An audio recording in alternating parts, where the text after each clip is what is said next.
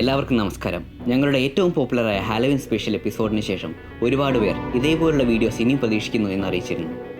മാത്രമല്ല, അതുപോലുള്ള investigative documentary തയ്യാറാക്കുന്നതിലും അതിനുവേണ്ടി റിസർച്ച് ചെയ്യുന്നതിലും ലഭിച്ച അളവറ്റ സന്തോഷം പറഞ്ഞറിയിക്കാൻ പറ്റാത്തതാണ്. അതുകൊണ്ട് തന്നെ അതിന് തുടർച്ചയായി ലോകത്ത് നടന്നതും നടക്കുന്നതുമായ നിഗൂഢതകൾ നിറഞ്ഞ ചരിത്രങ്ങളിലേക്കുള്ള ഒരു പുതിയ സീരീസ് ഞങ്ങളിവിടെ ആരംഭിക്കുകയാണ്. സംഭ്രമജനകവും നിഗൂഢവുമായ ചരിത്രങ്ങളിലേക്കുള്ള ഒരു യാത്ര. A journey through world's scariest histories, mysteries and conspiracy theories. Welcome to Trip Couple. You are watching Mystery Files.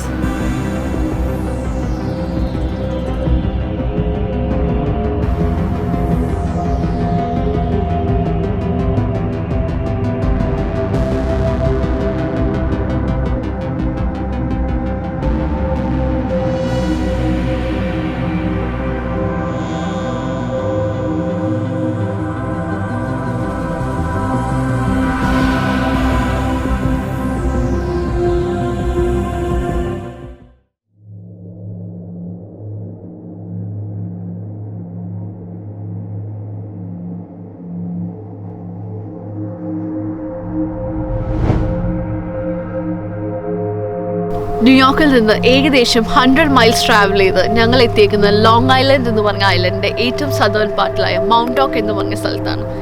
എൻ്റെ ബാക്കിൽ കാണുന്നത് ഒരു എയർഫോഴ്സ് സ്റ്റേഷനാണ്. അറ്റ്ലീസ്റ്റ് US ഗവൺമെൻറ് പറയുന്നത് ഇതൊരു എയർഫോഴ്സ് സ്റ്റേഷനാണ് എന്നാണ്. ഞങ്ങളിപ്പോൾ ഷെയർ ചെയ്യാൻ പോകുന്നത് വളരെ മിസ്റ്റീരിയസ് ആയ കുറച്ച് ഹിസ്റ്റോറിക്കൽ ഫാക്ട്സ് ആണ്. അവിശ്വസനീയമായ പല കാര്യങ്ങളും ഇൻക്ലൂഡഡ് ആയ ഈ ഫാക്ട്സ് നിങ്ങൾക്ക് വിശ്വസിക്കണമെങ്കിൽ വിശ്വസിക്കാം. It's up to you. നിങ്ങളിപ്പോൾ എൻകൗണ്ടർ ചെയ്യാൻ പോകുന്നത് ലോകത്തിലെ തന്നെ ഏറ്റവും അവിശ്വസനീയമായ ടൈം ട്രാവലും ഏലിയൻസും മൈൻഡ് കൺട്രോൾ എക്സ്പെരിമെൻറ്റ്സും എല്ലാം ഉൾപ്പെടുന്ന ഒരു കോൺസ്പിറസി തിയറിയാണ്. ഇവയെല്ലാം ഉൾപ്പെടുന്ന ആകർഷകമായ ഈ ഗവേഷണ പദ്ധതി ലക്ഷ്യമാക്കി US ഗവൺമെൻറ് രഹസ്യമായി ലോങ് ഐലൻഡിലെ മോണ്ടോക്ക് എയർഫോഴ്സ് സ്റ്റേഷനിൽ വച്ച് നടത്തിയ ഗവേഷണ പരമ്പരയായിരുന്നു മോണ്ടോക്ക് പ്രൊജക്റ്റ്. ഇതിൻ്റെ നിഗൂഢതയിലേക്ക് കടക്കുന്നതിന് മുമ്പ് 1943 ഒക്ടോബർ 28 ഫിലാഡൽഫിയ നേവൽ ഷിപ്പ്യാർഡിൽ നടന്ന കുപ്രസിദ്ധമായ ഒരു പരീക്ഷണത്തെക്കുറിച്ച് സംസാരിക്കേണ്ടതുണ്ട്. ഈ പരീക്ഷണത്തിൻ്റെ ലക്ഷ്യം എന്തായിരുന്നു എന്ന് വച്ചാൽ, ലോകപ്രശസ്ത സയൻറ്റിസ്റ്റ് ആൽബർട്ട് ഐൻസ്റ്റൈൻ്റെ യൂണിഫൈഡ് ഫീൽഡ് തിയറിയുടെ സാങ്കേതിക തത്വങ്ങൾ ഉപയോഗിച്ച് ഒരു വസ്തുവിനെ ഇൻവിസിബിൾ ആക്കുക എന്നുള്ളതായിരുന്നു. ഇതിനായി ഇവർ ചൂസ് ചെയ്തത് ഒരു ബാറ്റിൽ ഷിപ്പായിരുന്നു. ഈ പരീക്ഷണത്തിൻ്റെ തുടക്കം Nikola Tesla, Einstein, John von Neumann എന്നിവരുടെ നേതൃത്വത്തിൽ 1930 ഷിക്കാഗോയിൽ വെച്ചായിരുന്നു. അതിശക്തമായ ഇലക്ട്രോമാഗ്നറ്റിക് വേവ്സ് ഉപയോഗിച്ച് ഒരു യുദ്ധക്കപ്പലിനെ ശത്രുരാജ്യത്തിൻ്റെ റഡാറിൽ ഡിറ്റക്റ്റ് ചെയ്യാത്ത വിധം അപ്രത്യക്ഷമാക്കുക. ഇതിലൂടെ ശത്രുരാജ്യത്തിലേക്ക് നുഴഞ്ഞു കയറി സെക്കൻഡ് വേൾഡ് വാറിൽ വിജയം കൈവരിക്കുക എന്നതായി പിന്നീട് ഈ എക്സ്പെരിമെൻറ്റിൻ്റെ അടിസ്ഥാന ലക്ഷ്യം. 1940 ഇന്റൻസ് റിസർച്ചിനു ശേഷം ലോകത്തിലെ ഏറ്റവും ബുദ്ധിമാന്മാരായിരുന്ന ഈ സയൻറ്റിസ്റ്റ് ടീം നേവിയുടെ മുന്നിലേക്ക് വെച്ചു നീട്ടിയത് ലോക ജനതയെ മൊത്തം ഞെട്ടിക്കാൻ സാധ്യതയുള്ള ഒരു സയന്റിഫിക് പ്ലാൻ ആയിരുന്നു.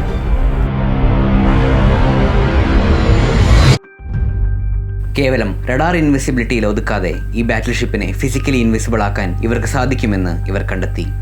അതായത് നഗ്നനേത്രങ്ങൾക്ക് പോലും ഈ ഷിപ്പിനെ കാണാൻ സാധിക്കാത്ത വിധത്തിലുള്ള സൂപ്പർ സയൻറ്റിഫിക് ടെക്നോളജി. 1940 ടെസ്ലയും സംഘവും ഈ എക്സ്പെരിമെൻറ്റ് വിജയകരമായി പരീക്ഷിച്ചു. പക്ഷേ ഇവിടെ നോട്ട് ചെയ്യേണ്ട കാര്യം എന്താണെന്ന് വെച്ചാൽ, ഈ ഷിപ്പിൽ മനുഷ്യ സാന്നിധ്യം ഉണ്ടായിരുന്നില്ല എന്നതായിരുന്നു. 1940 സക്സസ്ഫുൾ ടെസ്റ്റിംഗിന് ശേഷം US നേവി ഫിലാഡൽഫിയ പ്രോജക്റ്റിന് അൺലിമിറ്റഡ് ഫണ്ട് നൽകി ഒഫീഷ്യലാക്കി.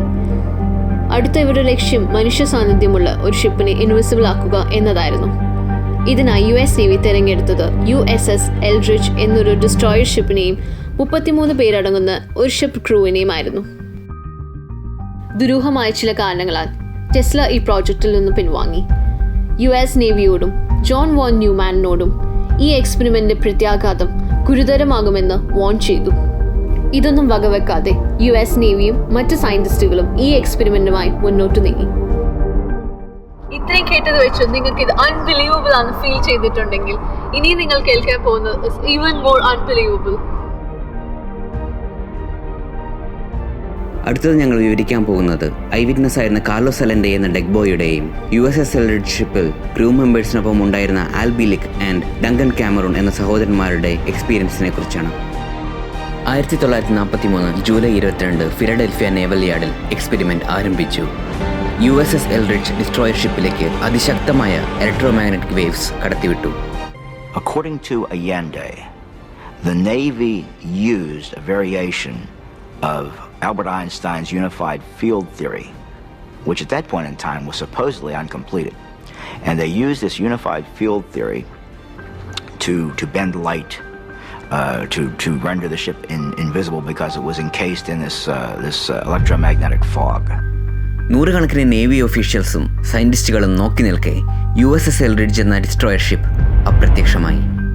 ഇതിലും അമ്പരിപ്പിക്കുന്ന കാര്യം എന്താണെന്ന് വെച്ചാൽ വെറും മിനിറ്റുകൾക്ക് ശേഷം USS എൽറിഡ്ജ് 300 മൈൽ അകലെ നോർഫോൾക്ക് വെർജീനിയയിൽ പ്രത്യക്ഷപ്പെട്ടു. അവിടെ നിന്ന് വീണ്ടും അപ്രത്യക്ഷമായ ഈ ഡിസ്ട്രോയർ ഷിപ്പ് വെറും സെക്കൻഡുകൾക്കുള്ളിൽ ഫിലഡൽഫിയ നേവി യാർഡിൽ ഒരു പോറൽ പോലും ഏൽക്കാതെ തിരിച്ചെത്തി. സയന്റിഫിക്കലി പറഞ്ഞാൽ ടെലിപ്പോർട്ടേഷൻ. പക്ഷേ ഈ ഷിപ്പിലുണ്ടായിരുന്ന ക്രൂ മെമ്പേഴ്സിന്റെ അവസ്ഥ മറ്റൊന്നായിരുന്നു. ഈ ഡ്രാസ്റ്റിക്കായ ഫേസിംഗ് എഫക്റ്റിൽ നേവി ഒഫീഷ്യൽസ് നോക്കി നിൽക്കെ ചിലർ അപ്രത്യക്ഷരായി, ചിലർ കത്തിയമർന്നു, ചിലരെ USS എൽറിഡ്ജിന്റെ ഉരുക്ക് കോളങ്ങളിൽ പൂണ്ടുപോയ അവസ്ഥയിൽ കാണപ്പെട്ടു, ചിലർ ഭ്രാന്തരായി മാറി. ഫിലഡൽഫിയ എക്സ്പെരിമെന്റ് ഒരേ സമയം വിജയവും തോൽവിയും ഏറ്റുവാങ്ങി. ഇതെല്ലാം മറച്ചുവെക്കാൻ US ഗവൺമെന്റ് ഭീഷണിയാവുമെന്ന് തോന്നിയ ഒഫീഷ്യൽസിനെ കൊന്നുതള്ളി. USS എൽറിഡ്ജ് ക്രൂ മെമ്പേഴ്സിന്റെ ഫാമിലിയോട് അവരെല്ലാം സെക്കൻഡ് വേൾഡ് വാറിൽ കൊല്ലപ്പെട്ടതായി പറഞ്ഞു ധരിപ്പിച്ചു. ലോകത്തിലേക്ക് വെച്ച് ഏറ്റവും ചീഞ്ഞു നാറിയ കോൺസ്പിറസി തിയറിയായ മോണ്ടോക്ക് പ്രൊജക്റ്റുമായി ഫിലഡൽഫിയ എക്സ്പെരിമെന്റിന് എന്തു ബന്ധം എന്നായിരിക്കും നിങ്ങളുടെ അടുത്ത ചോദ്യം. ടെലിപ്പോർട്ട് ചെയ്ത് തിരിച്ചെത്തിയ USS എൽറിഡ്ജിൽ കാമറൂൺ ബ്രദേഴ്സിലെ ഡങ്കൻ കാമറൂൺ മിസ്സിംഗ് ആയിരുന്നു. ഡങ്കൻ കാമറൂൺ എന്ത് സംഭവിച്ചു? 1983 സംഭവിച്ച മോണ്ടോക്ക് പ്രൊജക്റ്റ് എന്തായിരുന്നു? ഈ രണ്ട് എക്സ്പെരിമെന്റുകൾ തമ്മിൽ ബന്ധപ്പെടുന്നത് എങ്ങനെ? ഈ ദുരൂഹതകളുടെ എല്ലാ ഉത്തരങ്ങളുമായി അടുത്ത ആഴ്ച ഞങ്ങൾ തിരിച്ചെത്താം. Stay tuned and subscribe to our YouTube channel. Thanks for watching.